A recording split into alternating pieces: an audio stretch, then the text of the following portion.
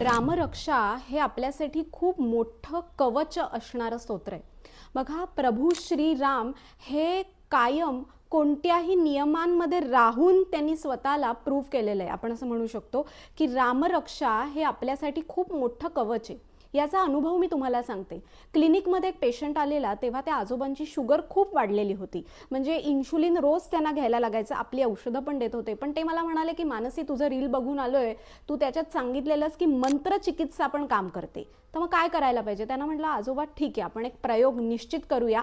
तुम्ही आधी कोणाला हे सांगू नका, आपण हे करून बघूया काय होतं.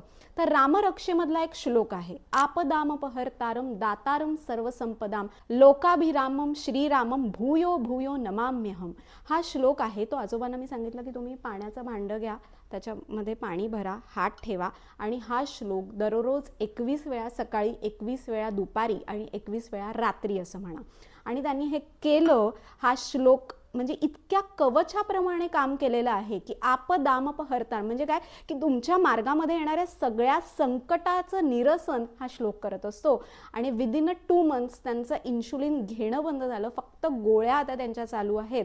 असा हा उपयोग असतो मंत्रचिकित्सेचा. फक्त विश्वास, श्रद्धा हवी, तिथे कुठलीही अंधश्रद्धा नको.